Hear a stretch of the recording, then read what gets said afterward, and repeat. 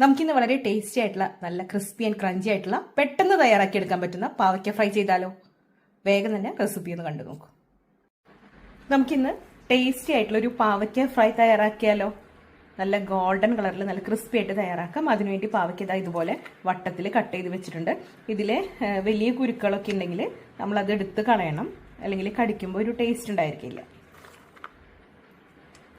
ഇതിലേക്ക് കുറച്ച് മഞ്ഞൾപ്പൊടി ചേർത്ത് കൊടുക്കാം, ഉപ്പ് ഇട്ട് കൊടുക്കാം, ആവശ്യത്തിനുള്ള ഉപ്പ് ചേർത്ത് കൊടുക്കണം, ആവശ്യത്തിനുള്ള മുളക് പൊടി, നല്ല എരിവുള്ള മുളക് പൊടിയാണ് ചേർത്ത് കൊടുക്കുന്നത്. ഇനി ഇതിലേക്ക് കുറച്ച് ഗരം മസാല പൊടി ചേർത്ത് കൊടുക്കുന്നുണ്ട്, കുറച്ച് കറിവേപ്പില ഇട്ട് കൊടുക്കാം, കുറച്ച് ജിഞ്ചർ ഗാർലിക് പേസ്റ്റ് ഇട്ട് കൊടുക്കുന്നുണ്ട്.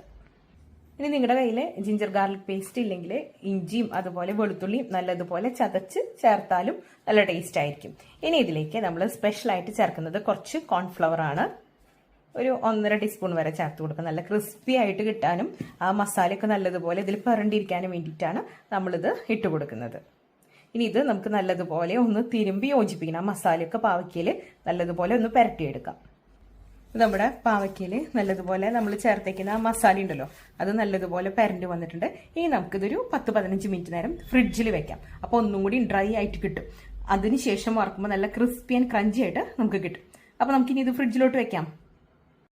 ഇനി നമുക്ക് പാവയ്ക്ക ഫ്രൈ ചെയ്തെടുക്കാം. അതിന് വേണ്ടിയിട്ട് ഞാനിവിടെ വെളിച്ചെണ്ണയാണ് എടുക്കുന്നത്. നിങ്ങൾക്ക് ഒന്നുകിൽ ഷാലോ ഫ്രൈ ചെയ്തിട്ട് എടുക്കാം, അതല്ലെങ്കിൽ ഡീപ്പ് ഫ്രൈ ചെയ്താലും അടിപൊളിയായിരിക്കും. നമ്മൾ കോൺഫ്ലവറിന്റെ ഒരു കോട്ടിംഗ് ഒക്കെ ചേർത്തുകൊണ്ട് ഒരുപാട് എണ്ണയൊന്നും കുടിക്കില്ല.